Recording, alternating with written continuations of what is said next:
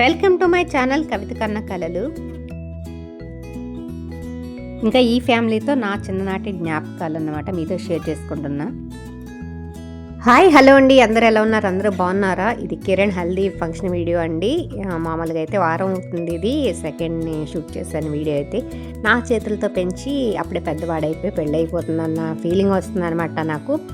మామూలుగా యాక్చువల్గా నాకు కూడా పెళ్ళి వయసు వచ్చింది, పెద్దవాడయ్యాడు. అయినా మన పిల్లల కన్నా మన చేతితో పెంచిన ఎవరి పిల్లలైనా మనకు అలాగే అనిపిస్తుంది. అప్పుడే ఎంత పెద్దవాళ్ళు అయిపోయారా చూస్తుండగానే, వాళ్ళు పెళ్ళి అయిపోతుందా, వాళ్ళ పిల్లలు పుట్టేసింది పెద్దవాళ్ళు అయిపోయారా అని అనిపిస్తుంది అనమాట. నువ్వు ప్రతి ఒక్కళ్ళు అనుకోవచ్చు అందరిని నేను పెంచాను అంటున్నావని. మా వీధిలో చిన్న పిల్లలు ఎవరున్నా సరే వాళ్ళని నాకు ఎత్తుకోవడం, ఆడించడం అలా ఇష్టం అనమాట. వాళ్ళకి అన్నం తిని పెంచడం అలాగా పిల్లల్ని. అందుకు మా వీధిలో ఉన్న పిల్లలందరినీ ఎక్కువ మ్యాక్సిమం నేనే చూసుకునేదాన్ని. కిరణ్ కూడా మా ఇంటి ముందే అనమాట, ఇంక బాగా అలవాటు. ఇంకా మా అబ్బాయి మీద అయితే సంవత్సరంన్నర అలా ఏజ్ ఎక్కువ ఉండొచ్చు. ఇంకా నన్ను ఒకళ్ళు అయితే అడుగుతున్నారనమాట, మళ్ళీ వాళ్ళు ఎవరు ఏంటని మళ్ళీ మీరు ఆరాలు తీయొద్దు, అడగొద్దు, ఇంత క్రియేటివిటీ ఎలా వచ్చిందా అక్క నీకు? ఈ ఊర్లోనే పుట్టి, పల్లెటూరే కదా, ఇక్కడ మేము అక్కడే పుట్టాము, మీకు ఇంత టాలెంట్ ఎక్కడ వచ్చింది అని అయితే అడిగారనమాట.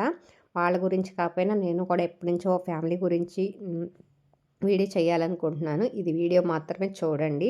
కొన్ని అయితే నేను నా జ్ఞాపకాలు, కానీ కొన్ని అయితే నేను షేర్ చేసుకోవాలి, మీతో మాట్లాడాలని అయితే వీడియో అయితే చేస్తున్నాను. తినైతే శ్రీదేవి అక్క అనమాట. ఇంకా చిన్నప్పటి నుంచి బాగా క్లోజ్, బాగాను. వీళ్ళ ఫ్యామిలీ కూడా ఉమ్మడి ఫ్యామిలీ అనమాట ఎక్కువ. ఇంకా వీళ్ళ గన్నమని వారి ఫ్యామిలీ అనేసి ఇద్దరు అన్నదమ్ములు ఉంటారు. మా అమ్మమ్మ గారి వీధిలోనే వీళ్ళ ఇల్లు కూడాను, రెండు పక్క పక్కన ఇల్లు ఉంటాయి అన్నమాట. ఇంకా వాళ్ళ అన్నదమ్ములు, కొడుకులు, కోడళ్ళు, ఇంకా ఫ్యామిలీ కూడా కలిసే ఉన్నట్టు ఉంటారనమాట. వాళ్ళకి ముగ్గురు అబ్బాయిలు, ఒక అమ్మాయి. వీళ్ళకి ముగ్గురు అబ్బాయిలు. అలా పెద్ద తాతగారు, చిన్న తాతగారు, పెద్ద మామ, చిన్న మామ అని అలా కూడా పిలిచేవాళ్ళం అనమాట. ఇంకా తినరామక్క, ప్రసాద్ నాన్న, వీళ్ళు అందరూ బాగా అలవాటు అనమాట. వీడు మా ఫ్రెండ్ అనమాట, రాజేష్, నా క్లాస్మేటెడ్. చిన్నప్పుడు ఇద్దరు దెబ్బలాడుకునేవారు. ఆడేమో నన్ను గడవతి అనేవాడు, నేను సుంచి అనేదాన్ని. మా ఇద్దరికి అట్లకి మీనింగే కూడా తెలియదు. ఏదో నిక్ నేమ్ పేర్లు పెట్టుకుని వాళ్ళు పిలుచుకునేవాళ్ళం అనమాట చిన్నప్పుడు. ఇంకా ఒకే వీధిలో ఉండేవాళ్ళం కదా. ఇంకా ఈ వీడియో అయితే 15 నిమిషాలు అయితే ఉంటుందండి. అందులో ఎంతవరకు అయితే వస్తుందో అంతవరకు అయితే నేను కొంచెం చెప్తాను. ఉన్నది ఒకవేళ వేరే వీడియోలో అయితే నేను చెప్తాను, ఒకవేళ అంత కుదరకపోతే. ఇంకా ఒకే వీధిలో అన్నాం కదా, నాకైతే అంత పెద్ద అటాచ్మెంట్ అయితే వాళ్ళతో ఉండేది కాదు. ఇంకా మేము పిల్లలు అక్కడ ఆడుకునేవాళ్ళం. వాళ్ళు మేము నేను చిన్న పిల్లలు కాబట్టి ఇంక నేను స్కూల్కి వెళ్ళడం రావడం ఇంకా అంతవరకు అయితే ఉండేదన్నమాట. ఇంకా వాళ్ళు మా అమ్మకి అయితే బాగా అలవాటు అనమాట. వాళ్ళు చిన్నక్క, పెద్దక్క అని వాళ్ళు ఫ్రెండ్స్ అనమాట. ఇంకా మా అమ్మకైతే బాగా అలవాటు. ఇంకా ఎప్పుడైతే మా ఇంటికి దగ్గరలోనే వాళ్ళు ధనలక్ష్మి పెద్దమ్మాళ్ళు వచ్చారనమాట. ఇంకా రాధక్క వాళ్ళు, ధనలక్ష్మి పెద్దమ్మాళ్ళు అక్కడ బిల్డింగ్ కట్టుకున్నారు మా ఇంటి ముందే. మామూలుగా యాక్చువల్ మా అమ్మమ్మ గారి వీధిలో ఉండేవారు. అంటే ఒకే వీధిలో ఒకే దగ్గరగానే ఉంటాయి కానీ వీళ్ళు ఇక్కడ కట్టుకున్నాక ఇంక అప్పటి నుంచి నాకైతే వాళ్ళు అలవాటు అయ్యారనమాట. ఇంకా ధనలక్ష్మి పెద్దమ్మ వాళ్ళు. ఇంకా వాళ్ళ ఇల్లు మా ఇల్లు తేడా ఉండేది కాదు. నేను ఇంకా ఇప్పుడు వాళ్ళ ఇంట్లోనే ఎక్కువ అలవాటై ఉండేదాన్ని. ఇంకా వాళ్ళు కూడా మా అమ్మ ద్రౌపది అని మా ధనలక్ష్మి పెద్దమ్మ పిలిచేది. ఇంకా ధనలక్ష్మి అక్క అని అలాగ అలవాటైపోయింది. ఇంకా వాళ్ళ అమ్మాయి శ్రీదేవి అనమాట. ధనలక్ష్మి పెద్దమ్మకి ఇద్దరు అబ్బాయిలు, ఒక అమ్మాయి శ్రీదేవి అక్క. తను కూడా తన పెళ్ళి కొత్తగా వచ్చారు. పెళ్ళి కూడా ఆ ఇంటికి వచ్చాక పెళ్ళయింది. అయితే వాళ్ళ పాత ఇంట్లోనే పెళ్ళయింది కానీ పనులన్నీ కూడా కొంచెం ఇక్కడ ఉండేవారనమాట.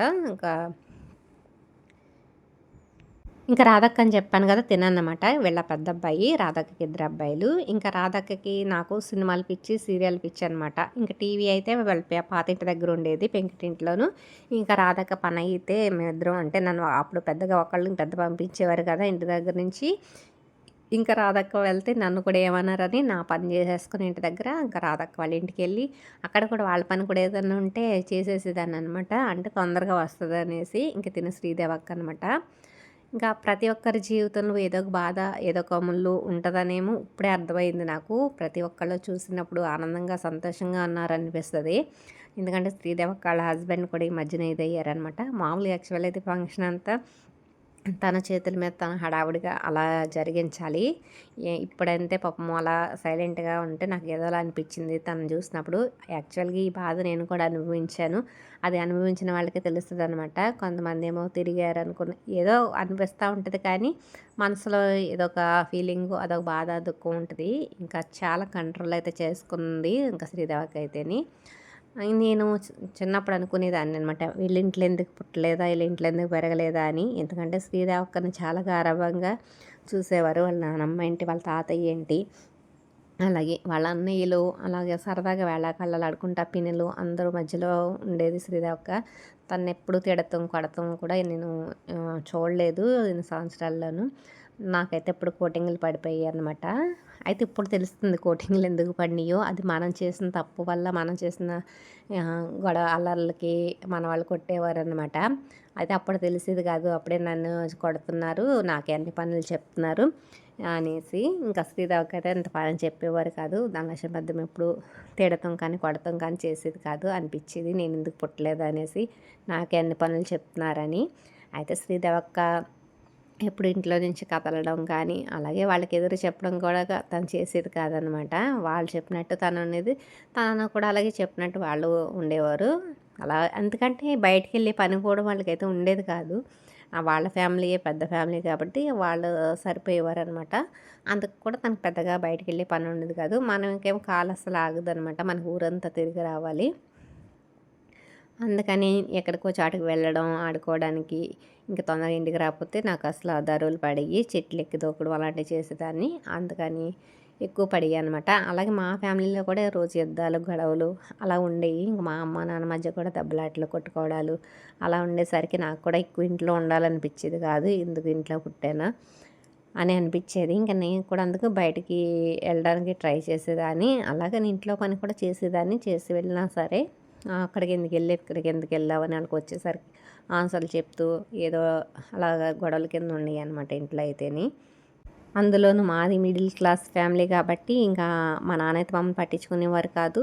మా అమ్మ అయితే ఇంకా పొలం వెళ్ళడం రావడం అలా సరిపోయేది అనమాట. అందుకు ఎవరి పని వాళ్ళది. ఇంకా మా అమ్మమ్మ ఉండేది ఎక్కువ. మా అమ్మమ్మ కూడా చూసేది అనమాట మమ్మల్ని, మేము చిన్నపిల్లలు ఉండడం. మా అత్తయ్య మావయ్య కూడా ఊళ్ళోనే ఉన్నారు కానీ వాళ్ళతో కూడా అంత పెద్ద అటాచ్మెంట్ తక్కువ అనమాట. పెద్దమ్మలు అందరూ ఉన్న వాళ్ళందరితో కూడా అటాచ్మెంట్ తక్కువ.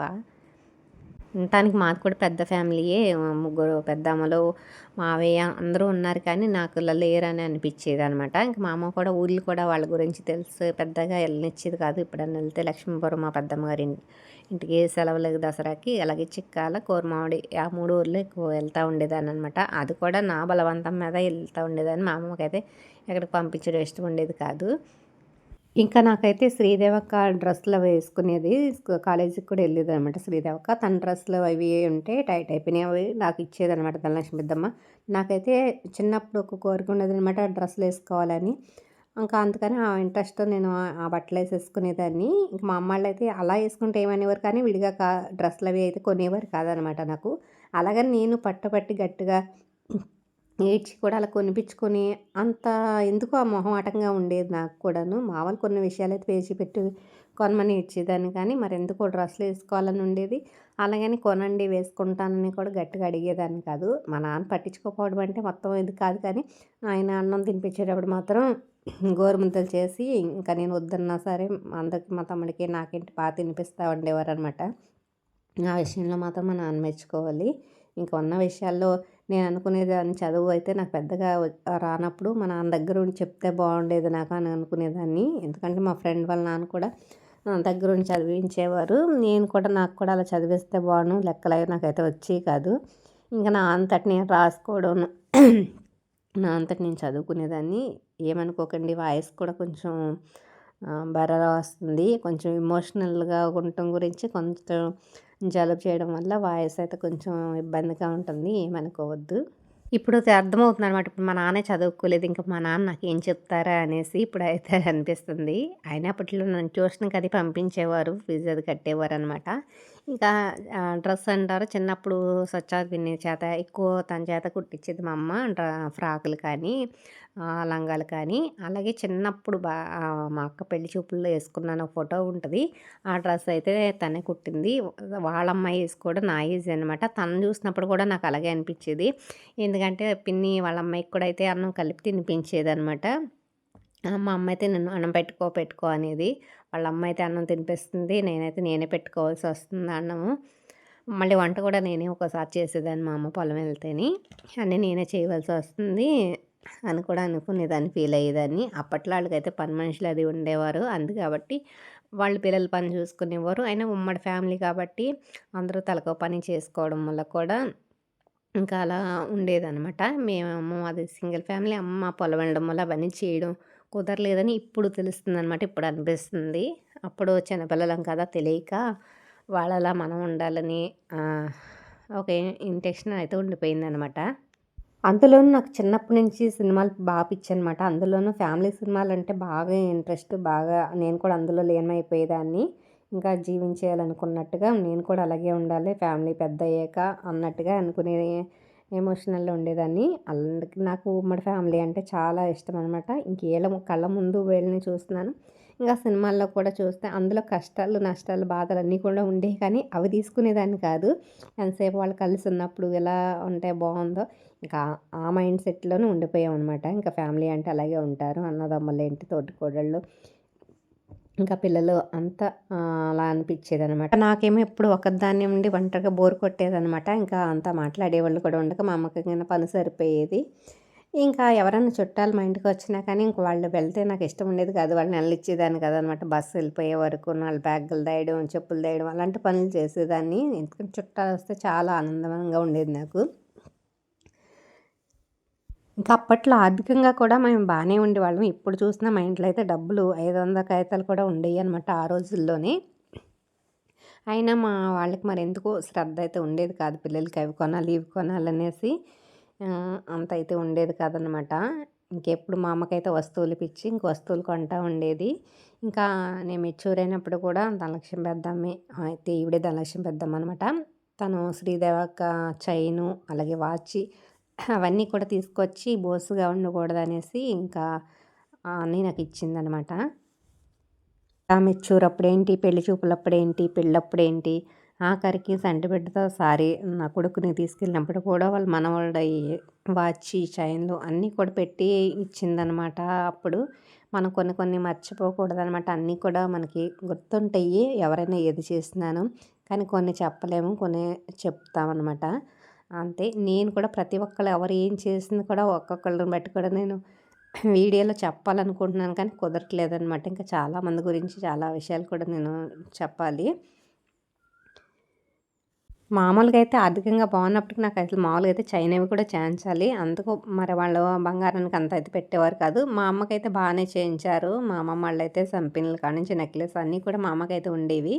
ఇంకా మా అమ్మ ఎందుకో మరి అప్పట్లో కొనలేదు. ఇంకా పెద్దమ్మ తీసుకొచ్చి చైన్ కానీ అన్నీ వేసింది. నేనేమో కుదురుండక అన్నీ ఇరక్కొట్టేసి పొగలెట్టేదాన్ననమాట. పాపం వాచ్ కూడా ఇస్తే వాచ్ కూడా తెగిపోయింది బెల్ట్ అది. అయినా పాపం ఏమి అనలేదు. ఎప్పుడు ఏమి అనేది కాదనమాట ఏదన్నా. ఇంకా బాగా నాకు పనులు కూడా కొన్ని నేర్చుకున్నానంటే ఇంక ధనలక్ష్మి పెద్దమ్మ నేర్పిందనమాట. ఏది ఎలా చేయాలో అని. ఇంకా నేను కూడా వాళ్ళ ఇంట్లో ఉండేదాన్ని కాబట్టి చూసి నాకు కూడా అలవాటయింది. చిన్నప్పుడు ముగ్గులు పెట్టడం అలాంటివన్నీ కొన్ని కొన్ని చిన్న పనులు ఇలా చేయాలి అని ఆవిడ పెద్దమ్మ చేసేది నాకు చెప్పేది. ఇంకా దాన్ని బట్టి నాకు కూడా అలవాటై ఇలా ఉండాలి, ఇలా సర్దుకోవాలి, ఇల్లు నీట్‌గా ఉంచుకోవాలని నాకు కూడా ఆ పనులన్నీ అలవాటయినాయి. మామూలుగా కూడా నేను కొంచెం నీట్‌గానే పనులు మా అమ్మ నీట్‌గానే చేసేది. మా అమ్మమ్మ నీట్‌గానే చేసేదనమాట. ఇంకా బ్లడ్ కూడా ఉంది. ఇంక ఇలా చూసి ఇలా చేయాలి, ఇలా పెట్టుకోవాలని నాకు కూడా అలవాటయ్యేదనమాట. ఇంక బాగా క్లోజ్‌గా ఉండేవాళ్ళం. అసలు నాకు ఫస్ట్‌లో అయితే గడియారం టైము కూడా పెద్దమ్మళ్ళ ఇంట్లో ఉండేది. మామూలుగా అయితే మాకు నీడని చూసి నేను స్కూల్‌కెళ్ళేదనమాట. మాకు తాటకిల్లు కదా! ఆ నీడ ఇంతవరకు వచ్చింది, టైం అవుతుందని అలాగెళ్ళేదాన్ని. అలాంటిది పెద్దమ్మ వాళ్ళ ఇంట్లో గడియారాన్ని బట్టి వెళ్ళేటప్పుడు వచ్చేటప్పుడు టైం అడుగుతూ అలా స్కూల్‌కెళ్ళేటప్పుడు అలాగే ఫ్రిడ్జ్ ఉండటం, మంచినీళ్ళు అడగడం అలా అలవాటయ్యి తర్వాత తర్వాత ఇంక నేను స్కూల్ అయిపోయింది. ఇంక ఇంటి దగ్గర ఖాళీగా ఉండేదాన్ని కాబట్టి ఇంకా ఈ లోపల శ్రీదేవికి పెళ్ళయి పిల్లోడు పుట్టాడు. వాడిని బుడ్డోడిని ఆడించడం రవిని. ఇంకా తర్వాత ఇలా కలిసిపోయి ఉండేవాళ్ళం. ఇంకా శ్రీదేవక్కకి ఏదన్నా తినాలన్నా మా అమ్మ బిందెరొట్టెలు బాగా చేసేదనమాట. ఇంక శ్రీదేవక్క, ద్రౌపదక్క నాకు బిందెరొట్టెయ్యి అని అడిగేది. ఈరోజు తినాలనిపిస్తుందని. అలాగే అమ్మ అనేసి మా అమ్మ అడుగుతాం పాపం అన్నట్టుగా వేసేదనమాట. అలాగే మా ఇంట్లో నాకేదైనా కూర నచ్చకపోతే ఇంక నేను ధనలక్ష్మి పెద్దమ్మ దగ్గరికే కానీ, రాధక్క దగ్గరికి కానీ అలా వెళ్ళి ఉండేదాన్ని. ఇంకా ఒక్కోసారి రాధక్క దగ్గర పడుకొని పోయేదాన్ని. అలా కలిసిపోయి నేను అలా ఉండిపోయేదాన్ని అనమాట వాళ్ళ ఇంట్లో ఇలాగా. అలాగే ధనలక్ష్మి పెద్దమ్మ వాళ్ళ తమ్ముడు గారు అబ్బాయి కూడా వాడిని కూడా ఎత్తుకొని ఆడిచ్చేదాన్ని. వాడు కూడా ఎక్కువ ఇక్కడికి వచ్చేవాడనమాట. ఇంకా వాళ్ళు ఏ పనులు చెప్పినా నాకు ఆనందంగానే ఉండేది. నా పనిలాగానే చేసేసేదాన్ని. ఇప్పటికీ ఎవరైనా ఏదైనా చెప్పినా నా పని అనుకునే చేస్తాననమాట. అలాగే నేను కూడా కలలు కానీ ఇలాంటి ఫ్యామిలీలోకి వెళ్ళాలనేసి నేను కూడా ఊహించుకున్నాను. అలాగే నేను కూడా వెళ్ళాను. కానీ అన్నీ కథ అడ్డం తిరిగిందనమాట. తర్వాత ఇప్పటికి అర్థమవుతుంది. నా ఫ్యామిలీ అని కాదు, ఈ ఫ్యామిలీ కాదు, ఏ ఫ్యామిలీలో అయినా ఎన్నో ఉంటాయి కష్టాలు, నష్టాలు అన్నీ ఉంటాయన్నమాట. అన్నీ ఉండి అంతా మామూలుగా ఉన్నట్టు నటించడమే జీవితం అనమాట. అదే ఒక సినిమా. సినిమాలో ఎలా నటిస్తూ, ఎలా జీవిస్తూ ఉంటారో ఇది కూడా అంతే అని ఇప్పటికి కొంచెం అర్థమవుతుందన్నమాట. ఎన్నో అనుభవాల మధ్యలో ఎన్నో చూసాక ఇప్పటికి ఇలా అర్థమయ్యిందనమాట.